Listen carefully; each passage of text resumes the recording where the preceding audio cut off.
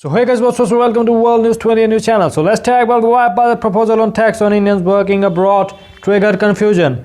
An amendment to the Income Tax Act proposed in the Finance Bill 2020 has created confusion about Indians who probably work and earn their living outside India. The broad import of the amendment, as understood on February 1, was that all Indians who were working abroad and not paying any income tax in those countries, like the many Indians who work in jurisdictions like the UAE, would be liable to be taxed in India. Kerala Chief Minister Pinarayi Vijayan wrote to the Prime Minister Narendra Modi, recording his government's strong disagreement with the provision which he said will hurt those who toil and bring foreign exchange to the country. On February 2nd, the Finance Ministry issued a clarification that Finance Minister Nirmala Sitharaman sought to reassure non-resident Indians that they would not be unfairly targeted. What is the existing law? Two parameters determine whether India levels income tax on an individual. The first is residency. Unlike in the United States, where citizenship also implies residency, in India, residency requires a person to actually live in the country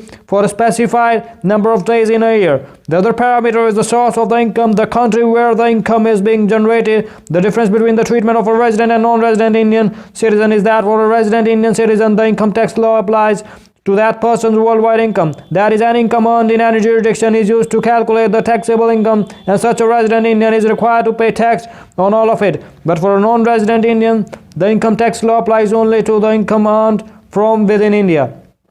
As such, if an Indian national lives in New Delhi but earns rental income from a house she owns in London, then along with all other income she earns within India, this rental income too will attract tax. However, if an Indian citizen stays and works in London, making her non-resident Indian, and additionally earns her rental income from a home in Delhi, then the Indian income tax would apply only to the rental income from that Delhi home. This indifference between the residents being taxed on their global income and non-residents being taxed only on their Indian income lies at the heart of the confusion. What is the amendment proposed by the government? The proposed amendment to the IT Act has three parts. The first cuts the number of days that an Indian citizen can stay in India without becoming a resident to 120 from 182. The memorandum to the budget said this provision was being misused. Individuals who are actually carrying out substantial economic activity from India manage their period of stay in India so as to remain non-resident in perpetuity and not be required to declare their global income in India. The second impacts the not ordinary resident category of the taxpayers. The memorandum has clarified that this category of the person who have been carried out essentially to ensure that a non-resident is not suddenly faced with the compliance requirement of a resident merely because he spends more than specified number of days in India during a practical year.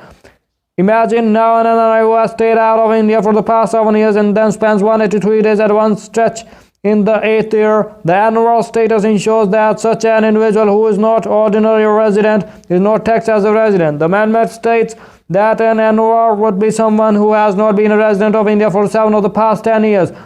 Under the existing law, it is 9 out of the past 10 years. The third proposed amendment is the one that created the confusion. This amendment said all Indian citizen who is not liable to tax in any other country or territory shall be deemed to be resident in India.